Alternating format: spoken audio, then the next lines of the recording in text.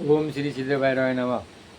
बघा आता श्रावण महिना, आज चतुर्थी आणि उद्या काय आहे? पंचमी, नागपंचमी. आपल्या हिंदू संस्कृतीमध्ये जे उत्सव आहेत, हे उत्सव कशा करता येईल, याच्यामध्ये काहीतरी घेण्याकरता येईल, मनोरंजन आहे. तर आज उद्याकडं या नागपंचमीची नागाची पूजा करतात. नागपंचमीच्या सणी याग याग साऱ्या जनी, पृथ्वी गेली नागराज ज्याची पूजा झाली आज. बघा आपल्या अध्यात्मामध्ये काय सांगितलेलं आहे का, ह्या पृथ्वी ही कोणाच्या डोक्यावर आहे? शेषाच्या, नागाच्या डोक्यावर आहे. आणि मग त्याची आपण पूजा करायची. शंकराच्या काळात कोण आहे? नाग आहे, वासुकी. समुद्र मंथन केलं त्यावेळेला मंदराचळाचा रवी केला आणि वासुकीचा काय केला? दोर केला. त्याच्यातून 14 रत्न निघाली. असा या नागपंचमीचं नागाची पूजा का करायची? नागाची पूजा अध्यात्मदृष्टीनं करायची. आणि विज्ञानाच्या दृष्टीनं जर म्हणलं तर आपण कोण आहे? शेतकरी. आणि ज्या वेळेला हा पावसाळा असतो, त्या पावसाळ्यामध्ये पाणी असतं आणि नाग काय करतो? आपल्या घरात येतो आणि आपण त्याला काय करतो? भितो आणि त्याला काय करतो? मारतो. तर नागाला मारू नका. नाग जसं कुत्रा आपल्या झोंबतं असं होऊन तो झोंबत नाही. आपण त्याला त्याची खोडाळी करू, त्याच्यावर पाय देऊ, तेव्हा तो दंश करतो. एरवी तो करत नाही. आणि मग शेतकऱ्याचे नुकसान करणारा कोणता प्राणी?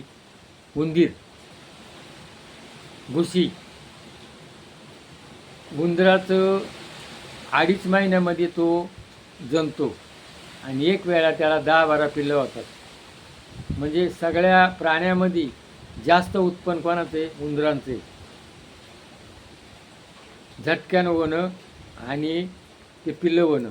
आणि तो खातो एकपट आणि नुकसान करतो दुप्पट. त्याचे दात आणि नखं जर त्याने कुरतडलं नाही तर त्याची वाढ होती, त्याला सळसळ येते. तो कारण नसताना काय करतो? शेतकऱ्याचे नुकसान करतो. आणि मग नागाचं भक्ष्य काय? उंदीर. आणि मग तो काय करतो? या उंदरांना खातो. म्हणजे शेतकऱ्याचा मित्र कोण आहे? नाग. उंदरांपासून त्याच्या शेतीच्या पिकाचं नुकसान वाचवण्याकरता नाग आपल्याला मदत करतो. म्हणून नागाची पूजा करा, नागाला सांभाळा, त्याला जतन करा आणि तो त्यानंतर आपल्या उपयोगी पडेल. म्हणून आपल्या पूर्वजांनी ह्या नागपंचमीच्या दिवशी आपल्याला काय दिलेली? नागाची पूजा दिलेली.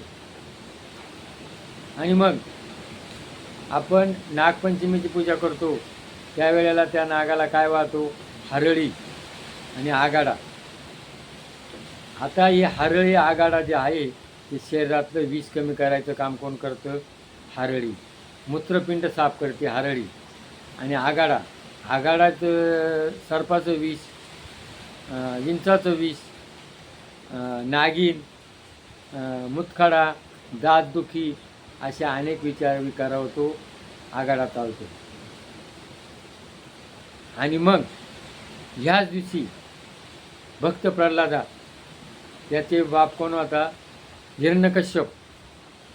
या हिरण्यकश्यपाला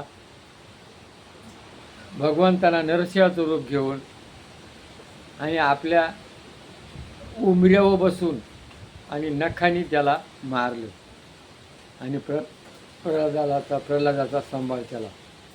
म्हणून या दिवशी आपल्या नागपंचमी नागाच्या फोटोवरती याचं नरसिंहाचं चित्र आहे आणि प्रल्हादाचं चित्र आहे. म्हणून आपल्या पूर्वजांनी पहिल्यापासून या दिवशी महिला येतात, नागाची पूजा करतात, गाणे म्हणतात, नाचतात, झाडाला झोके बांधतात, मन रमतात आणि आनंद व्यक्त करतात. असा हा नागपंचमीचा सण उद्या येणार आहे. या दिवशी आपण आनंदाने या नाचा, खेळा, मन मोकळं करा. जय भैरवनाथ.